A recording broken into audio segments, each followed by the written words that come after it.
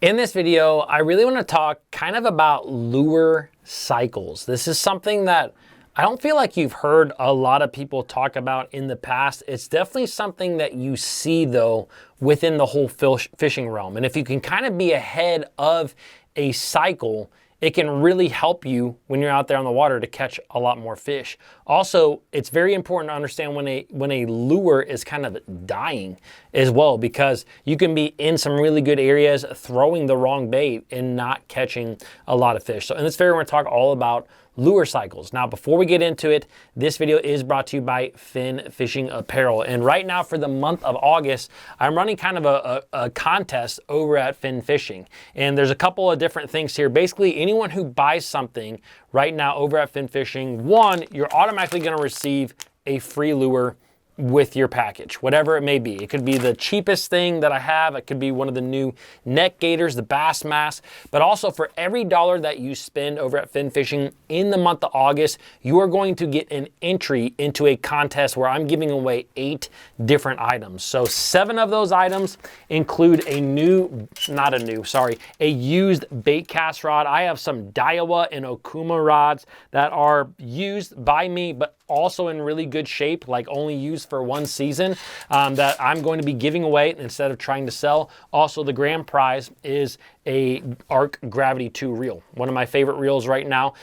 So all you got to do, again, buy something from Fin Fishing and you can be automatically put into that contest. Also, there is no purchase necessary. If you simply sign up for my newsletter, you will get 1 entry into that contest. So I will leave the newsletter link on the homepage of the website. So again, shopping at Fin Fishing is the best way to help support this channel, and I greatly appreciate it. Sorry that was so long. All right, let's talk a little bit about lure cycles. And like I said, this is something that, you know, if you are into fishing, if you follow fishing, if you are maybe even a tournament angler and really pay attention to certain things, you will see that different lures have different cycles.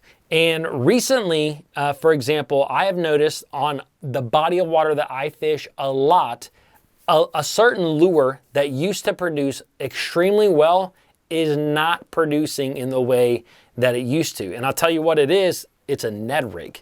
Like, of all the baits out there in the world, I never thought that I would say this about a Ned rig.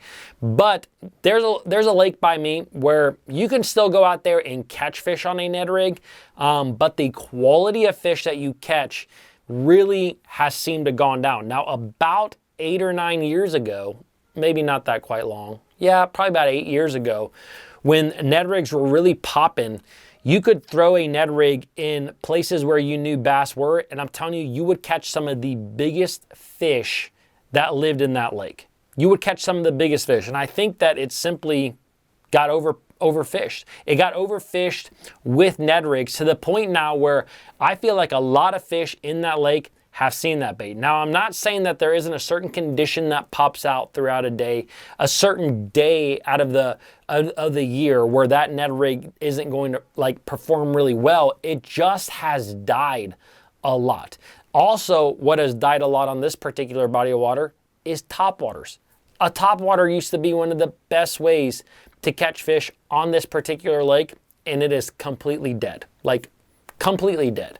And so with that being said, all of the lakes that we fish all have different lure cycles, because what happens a lot of times is that somebody or a group of people figure out, hey, this is a really good bait to use on this body of water for whatever reason it may be, and then it starts to catch on. And then you go through a couple of year period where that thing is producing a lot of fish and it catches on and everyone starts to talk about it and everyone starts to throw it. And what happens is those fish grow accustomed to it. And this happens even more so with lures that are really noisy. I mean, rattle traps and chatter baits and spinner baits and like all those type of baits. But you see this all the time across the country. You know, this, to me, we saw this exact same thing kind of play out with a spinnerbait. You know, for a number of years, a spinnerbait was one of the best ways to catch fish. And then it kind of died off and the chatterbait came around, and it seemed like the chatterbait outproduced the spinnerbait for a long, long time. And now it seems like a spinnerbait is kind of having a resurgence. I really felt like over the last 3 years, spinnerbait has had a little bit more of a resurgence where the fish are just accustomed to other baits now. Now they're getting accustomed to the chatterbaits of the world. Where a spinnerbait, if you throw it in that same situation, they haven't seen a lot of them.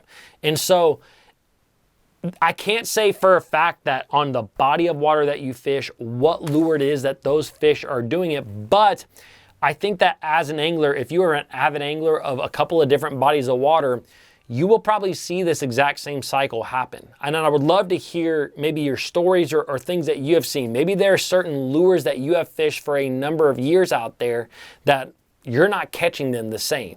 And a lot of times it's simply just switching up baits, which can catch you a lot of fish. Like I saw it earlier this year where, like I said, a Ned rig, which would be dominant in this situation for a number of years, literally wouldn't catch a fish. And you could catch them on a lot of other baits that were just slightly different, drop shots, for example, where it was really just, I couldn't believe it. And I just thought to myself, you know what, this is just a Ned rig cycle. You know, kind of like lakes cycle in and out of being like really, really good and then really, really poor. Like the exact same thing happens with lures where, and like I said, I can't tell you what lure it is on the body of water that you fish, but you probably know of one.